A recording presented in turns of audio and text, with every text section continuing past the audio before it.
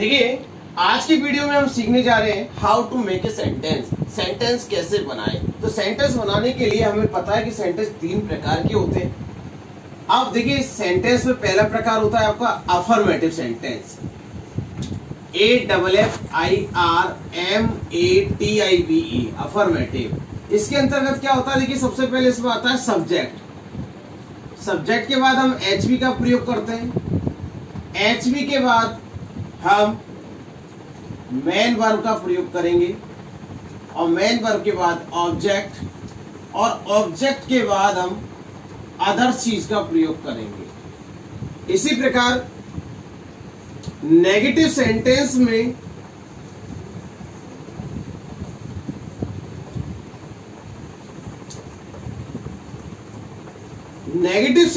हम सब्जेक्ट के बाद हम एचवी का प्रयोग करते हैं और एचवी के बाद हम नॉट का प्रयोग करेंगे। ध्यान देने वाली बात क्या है, नॉट का प्रयोग किसके बाद करते हैं, यहाँ पर एचवी के बाद। फिर MB plus object plus others. अब तीसरा आता है हमारा इंटरोगेटिव सेंटेंस। इंटरोगेटिव सेंटेंस में हम इस एचवी को सब्जेक्ट से पहले लिखते हैं, तो मतलब सबसे पहले हम एचवी का प्रयोग करेंगे, एचवी के बाद सब्जेक्ट का प्रयोग करेंगे, सब्जेक्ट के बाद एमबी का प्रयोग करेंगे और एमबी के बाद ऑब्जेक्ट का प्रयोग करेंगे, फिर अदर्स और अंत में हम क्वेश्चन मार्क का प्रयोग करेंगे। तो हमने एक चीज देखी है, अफर्मेटिव सेंटेंस हो तो सबसे पहले सब्जेक्ट, एचवी, एमबी और ऑब्जेक्ट का प्रयोग करते हैं। नेगेटिव सेंटेंस होने पर हम एचवी के बाद नॉट का प्रयोग करते हैं, तथा इंटरोगेटिव सेंटेंस पर हम सबसे पहले सब्जेक्ट से पहले एचवी का प्रयोग करेंगे और सब्जेक्ट के बाद एमबी का प्रयोग करेंगे प्लस ऑब्जेक्ट।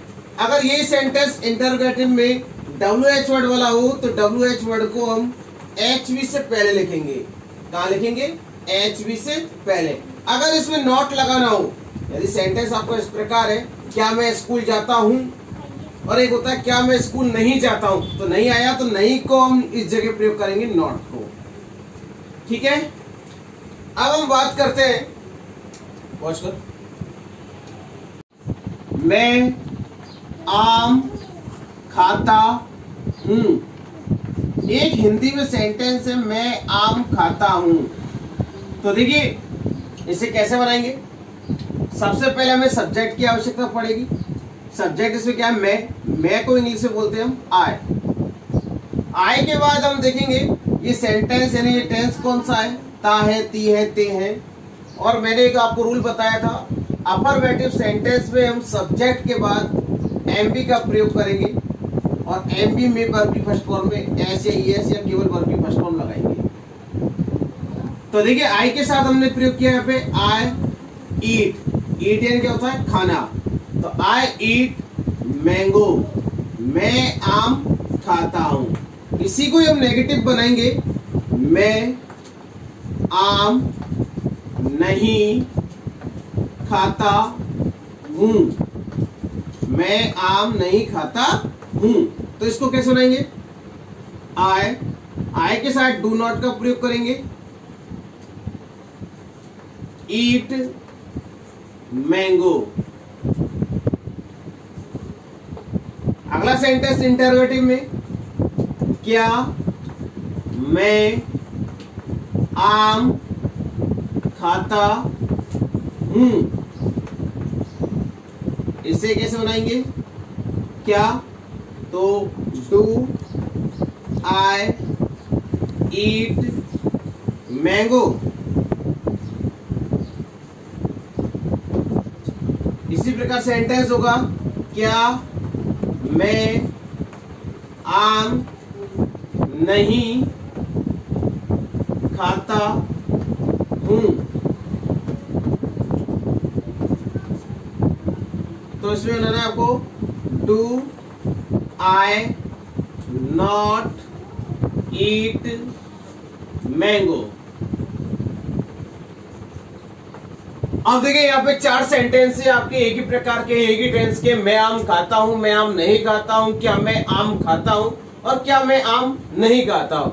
अब देखिए आपसे किसी ने पूछा है क्या मैं आम खाता हूँ, इसके 2 तरह के आंसर हो सकते हैं। आई ईट मैंगो यानी मैं आम खाता हूँ, आई डोंट ईट मैंगो मैं आम नहीं खाता हूँ। तो देखिए अफर्मेटिव सेंटेंस में आपको ने सब्जेक्ट का प्रयोग किया, सब्जेक्ट के बाद एचवी से होती नहीं है तो इसलिए आपने सीधे एमवी का प्रयोग किया, और फिर आपको इसमें मैंगो का प्रयोग करना है। किसका प्रयोग करना है? मैंगो। मैंगो मतलब ऑब्जेक्ट का। इसी प्रकार यहाँ पर आई के बाद डू नॉट का प्रयोग करना है, फिर ईट का प्रयोग करना है, फिर मैंगो का प्रयोग करना है। थर्ड सेंटेंस में आपको सब्जेक्ट से पहले एचवी का प्रयोग करना है, फिर सब्जेक्ट, फिर एमवी, फिर ऑब्जेक्ट, फिर क्वेश्चन। इसी प्रकार इंटरोगेटिव और नेगेटिव सेंटेंस में क्या करोगे? सबसे पहले आप एचवी के बाद सब्जेक्ट के बाद आप नॉट का प्रयोग करोगे, नॉट के प्रयोग के बाद आप वर्ब की फर्स्ट फॉर्म और प्लस आप ऑब्जेक्ट का प्रयोग करोगे। स्टॉप। मैं आम खाता हूँ, आई ईट मैंगो मैं आम नहीं खाता हूँ, आई डोंट ईट मैंगो क्या मैं आम खाता हूँ, डू आई ईट मैंगो क्या मैं आम नहीं खाता हूँ, do I not eat mango.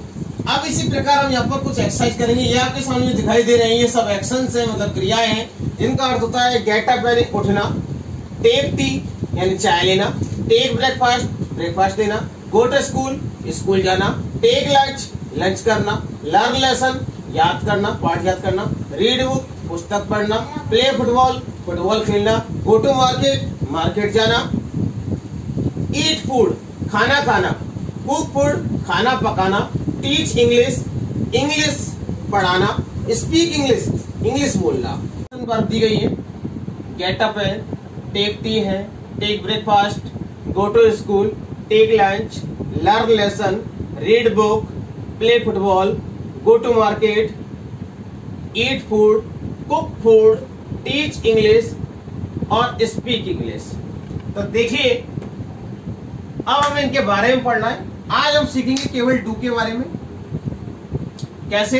वो देखिए, एक वर्ड है आपका डू यू, आपको इतना सा याद रखना है। एक वर्ड है आपका आई और दूसरा वर्ड है आपका आई डोंट। आई डोंट में आपको क्या करना है? डू यू वाले में आपको बस ये वाली वर्ब फिट करनी है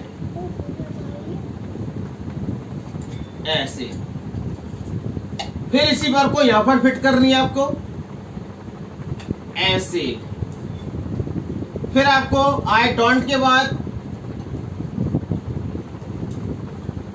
अब इनके अर्थ क्या होते हैं वो समझिए। क्या तुम उठती हो? आई गेट अप मैं उठता हूं, आई डोंट गेट अप मैं नहीं उठता हूं। अब इसी प्रकार हम दूसरे सेंटेंस को बनाएंगे, वही डू यू।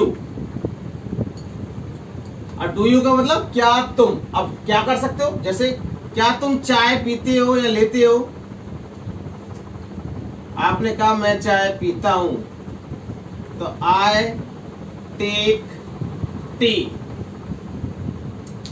आपने मना कर दिया, मैं चाय नहीं पीता हूं, आई don't take T.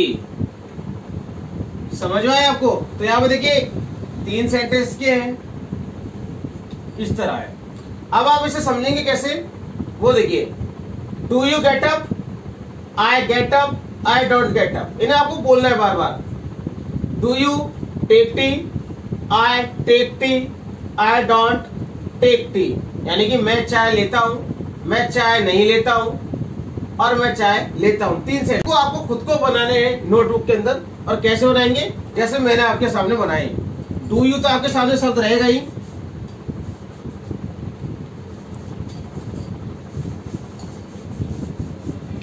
Do you आपके साथ शब्द रहेगा, बस आपको ये वाली जो क्रिया है वो आपको यहाँ पर फिट करनी है। Do you get up, I get up, I don't get up.